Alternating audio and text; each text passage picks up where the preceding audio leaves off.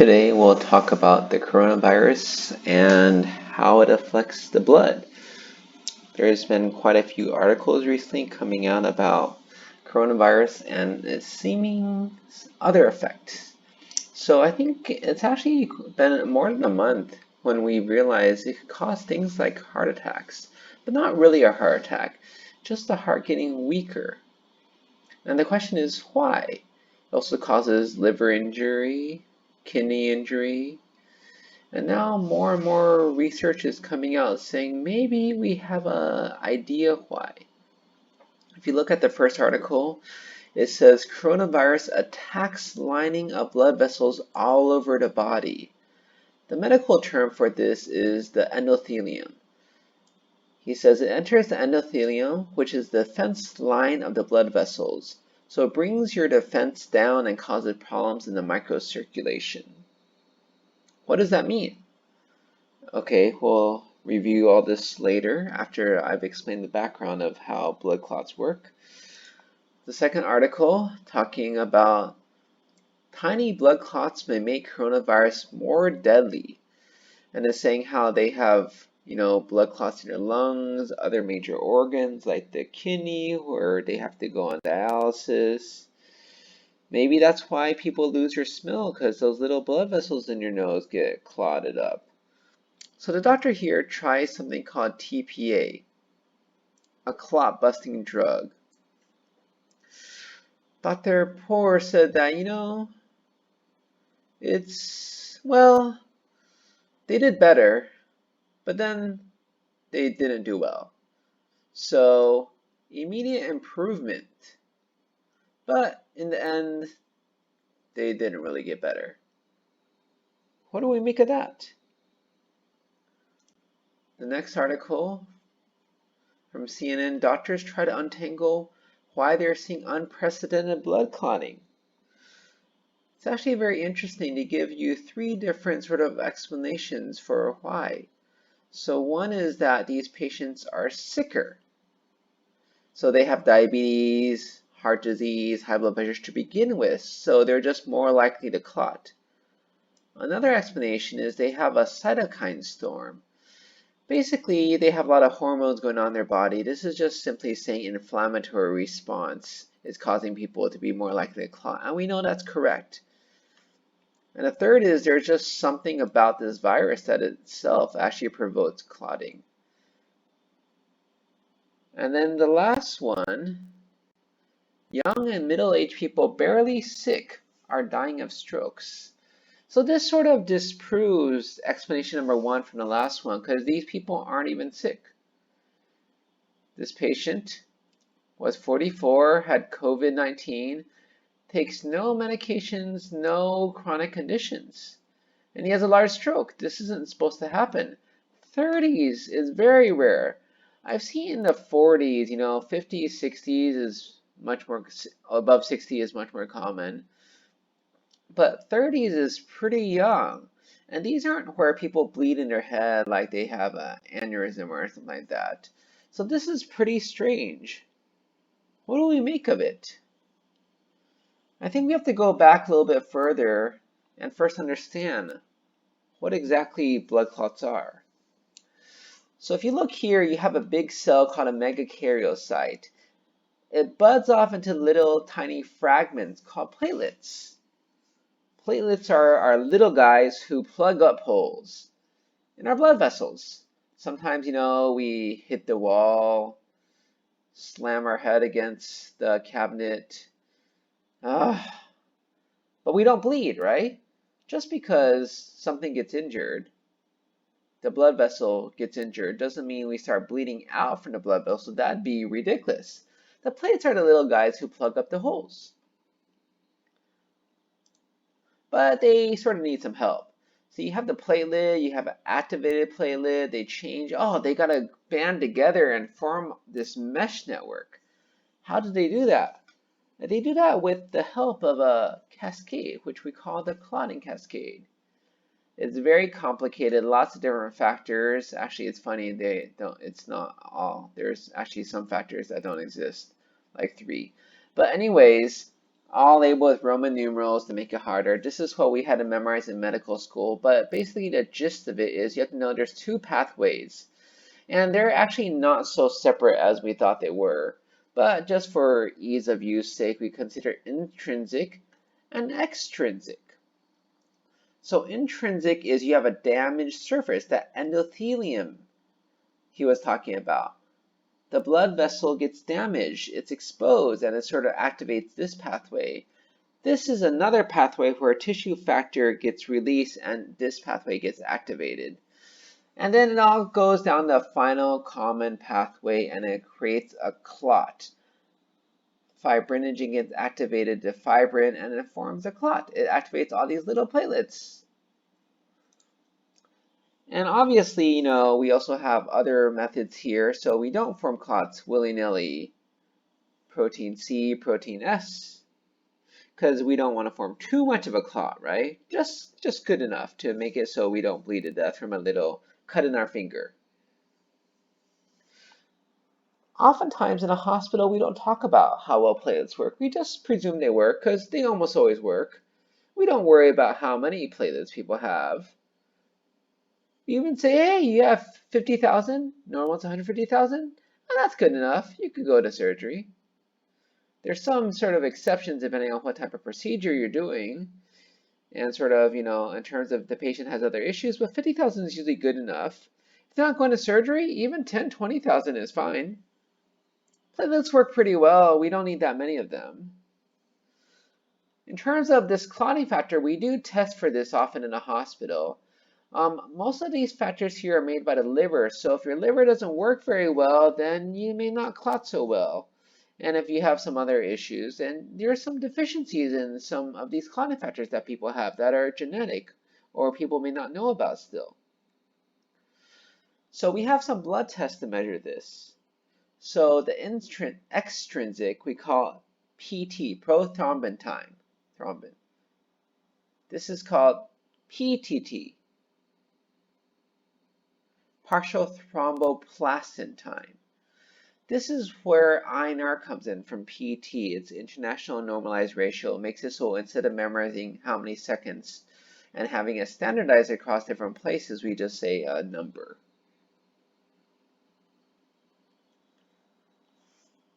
So, clots, these things. There's a thrombus. It's a blood clot that's forming inside the vein. There's an embolus. It's coming from somewhere else in the body. So we have to remember that we have two systems. We have the red and the blue. This is deoxygenated blood and this is oxygenated blood. So oxygenated blood is coming out from the heart. Deoxygenated is going from the veins. So the veins usually they move much slower. We think it's much easier to get a clot in your veins because the blood just doesn't move very fast. So it just gets, clotted up, right? But the arteries, they move pretty quickly. So we think the clots may be somewhat different. But in general, let's say we treat them not too dissimilarly. Because let's talk about drugs, right? So we have aspirin, we have Plavix or clopidogrel for those people who don't use the trade names. These are antiplatelet drugs. These are commonly given for strokes or heart attacks. These are just for platelets. I don't think they really would say, we wouldn't say they are an anti-clot drug. They're just preventing platelets from getting together. Sort of weaker than your sort of anti-clot drugs, which we would probably say blood thinners is what I would say anticoagulant, some people say. Warfarin or Coumadin, the old one. Apixaban or Eliquis, rivaroxaban, Xarelto, you've seen them on TV advertised for strokes or atrial fibrillation. In the hospital, we use more injectables, heparin, enoxaparin, which is also called Lovenox. So these are the ones that are more for clots. They're much stronger than aspirin and Plavix. And then we have the real clot busters. See, the blood thinners, I would say, are not actually clot busters. They don't bust the clots. What they do is they sort of try to get the body in harmony again, in balance, so your body can dissolve the clot over time. More, they're just stabilizing clots so it doesn't get worse. These thrombolytics actually bust the clots. TPA is probably the most famous one. So there's other ones called urokinase, streptokinase, alteplase. They're not as, I would say, commonly used as tissue plasminogen activator. But the idea is that these are used for things like heart attacks. In the olden days when we didn't do stents, they try to bust that clot in your heart to restore circulation. For the strokes, when they can use them, they also give TPA. The idea is that time is money, and we just have to get these things better much quicker. If you have a big clot in your leg, like a DVT, that's not quite the same thing, right?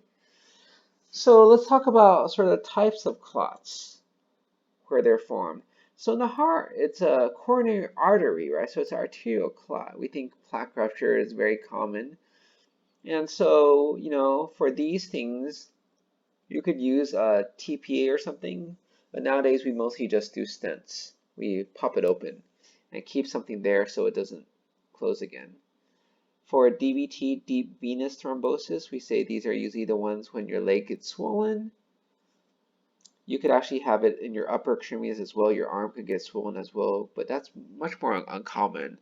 And we worry because these could go to the lungs. So lung is called a pulmonary embolus, and the idea is that it's coming from somewhere else. Embolus means it comes from somewhere else. It didn't form there. It's actually in the arteries in the lungs, but we call it same as a DVT, or we call it VTE, venous thromboembolic event, because we think it came from somewhere else.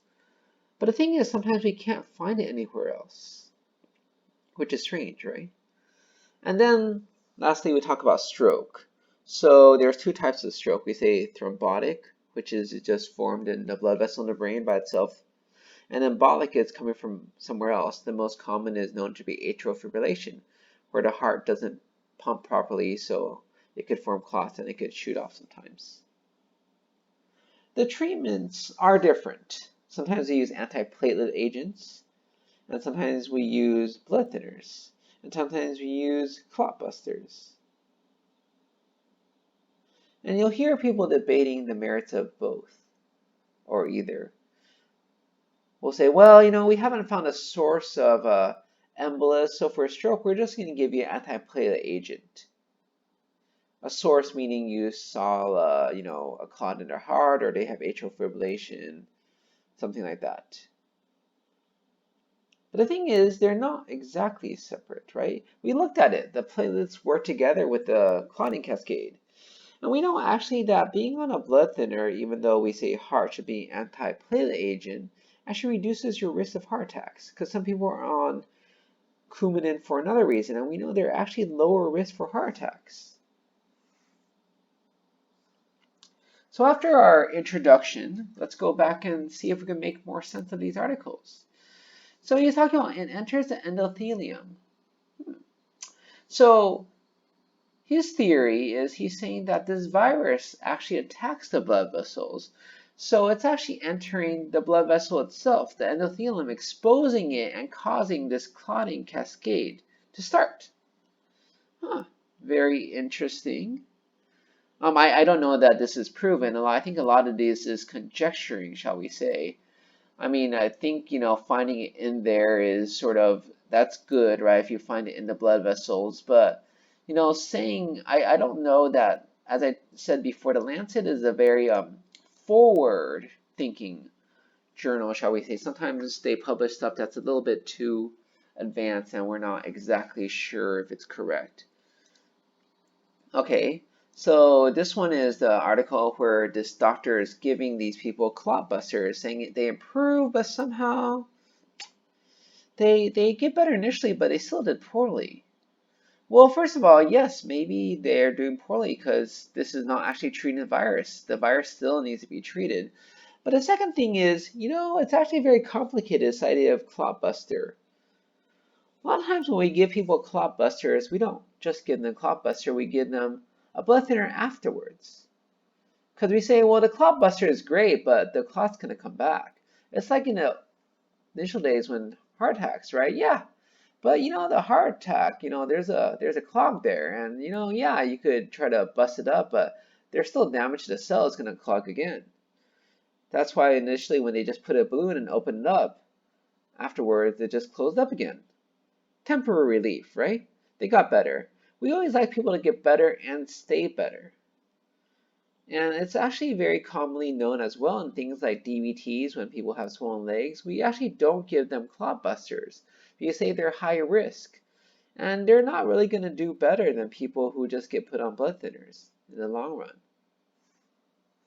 The third article in Doctors, and talking about alarming amounts of blood clots, right?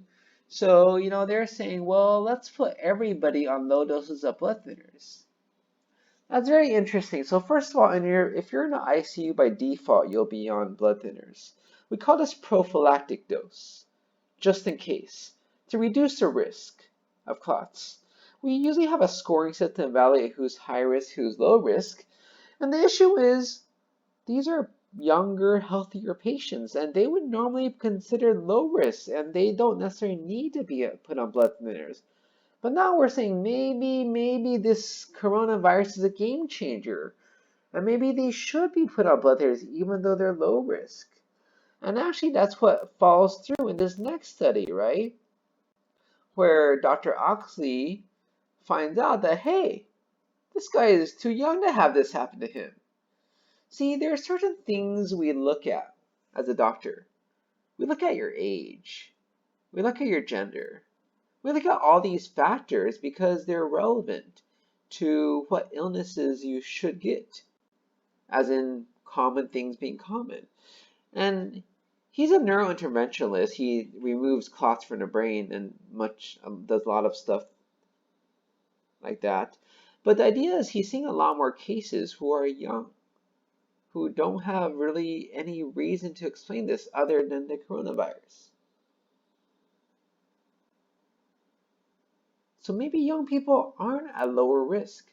Maybe we've been getting this wrong. We know there is risk factors. And we say, yeah, you have a risk factor for this, so yeah, it means you're likely to get this. But we never thought of coronavirus as a risk factor for clotting issues. We know cancer is a risk factor for clotting issues. We know general inflammation makes you higher risk for clotting. But nothing to this extent. I'm sure we'll have more information coming out. But I think now with a little bit of background, understanding what clotting is, how people clot, why clots are bad, what we could do against clots, you'll be better prepared in the future when more things come out about other complications of the coronavirus.